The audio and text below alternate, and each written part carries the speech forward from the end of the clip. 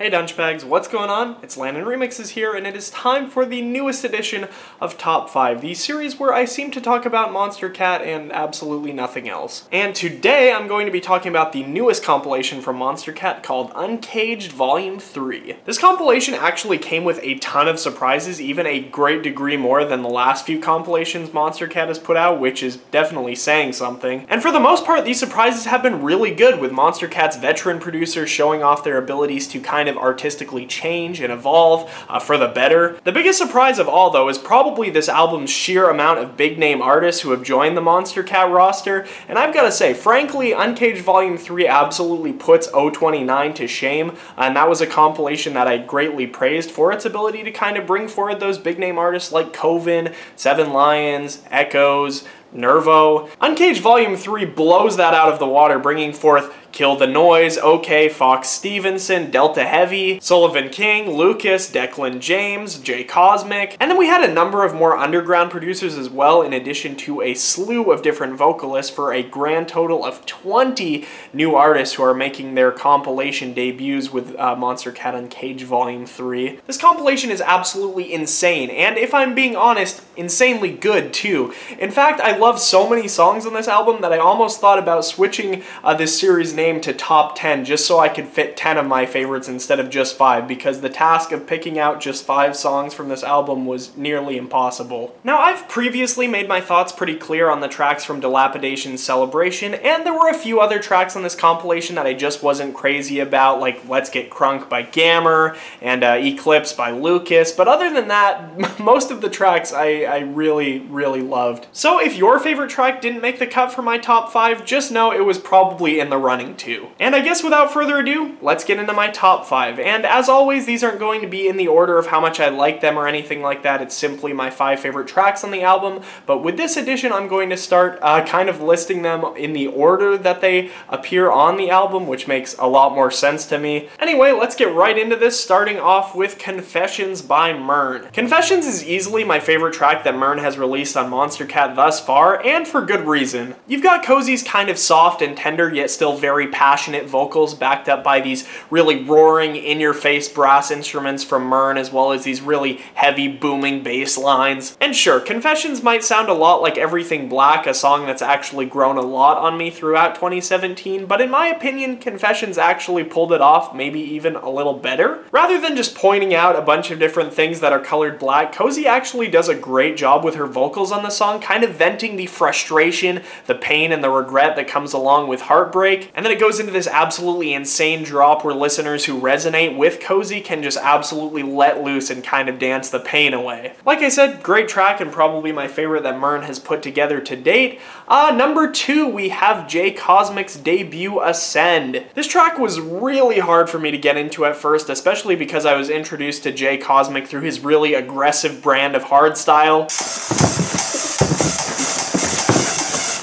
But this track really is just so much more than like a heavy hardstyle banger. It's absolutely incredible. It's got this beautiful orchestral intro where a lot of the chords actually sound like they were very influenced from Deadmau5, at least in my opinion. And then it's got a lot of influence from trance music as well leading up to the drop, and man, the drop is just insane. J Cosmic could have very easily made a drop with a bunch of screechy and glitchy dubstep noises, but instead he kind of chooses to take a more melodic spin with this track. And don't get me wrong, it's still bro step. This isn't like melodic dubstep in the same styles like Seven Lions, Fractal, AU5, Illenium, artists like that. But this is a bro step drop that you could like actually play on a piano or something like that. And to top it all off, fans of J Cosmic's hardstyle like myself get rewarded with a very high energy 4 on the floor drop toward the end of the song, which I absolutely love.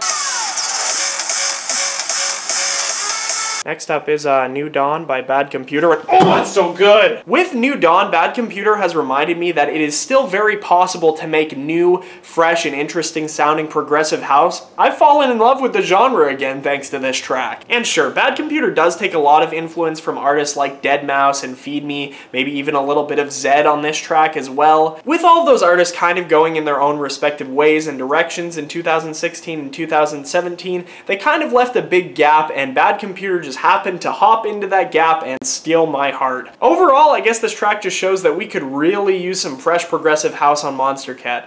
New Nigel Good LP, anyone? Number 4. Spooky. Tokyo Machine. You know, I never really anticipated having Tokyo Machine in another one of my top 5 videos, especially since I thought Monstercat X Rocket League Volume 1 was such a weak compilation.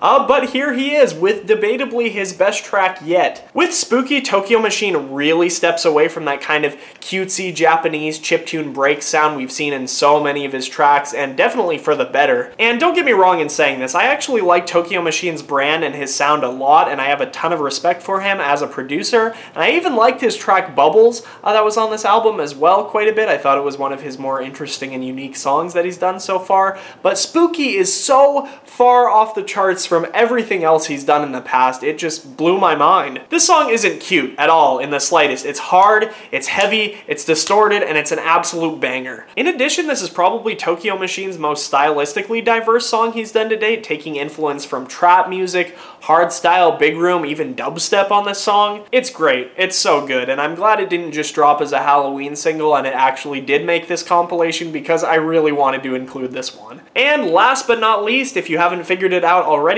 is Vantablack, Dirty Phonics, and Sullivan King. Now, I don't want to say too much on why I love this track so much because I do want to save a lot of things to talk about for when I do review the Vantablack EP, but I will say this. I have a very competitive heart. I have a very hard time just giving in to what people tell me to do. And you know, Sullivan King and Dirty Phonics challenged me not to headbang. I tried not to headbang, and I failed miserably with this song. It's absolutely insane. I love it. And I guess that's about it when it comes to Monstercat Uncaged Volume 3. Like I said, there are a lot of things I could say about a lot of these tracks on this album, but I simply don't really have enough time to talk about them because I love so much of this album, and this is easily one of my favorite compilations Monstercat has put together to date. If you guys did enjoy this video, make sure to toss me a like. If you haven't listened to this compilation yet, I will have the Spotify link down in the description. And if you guys would like to, let me know what your favorites are down in the comment section below. Anyway, I'm Landon Remixes. Hope you guys enjoyed this edition of Top 5, and I'll catch you later. Peace.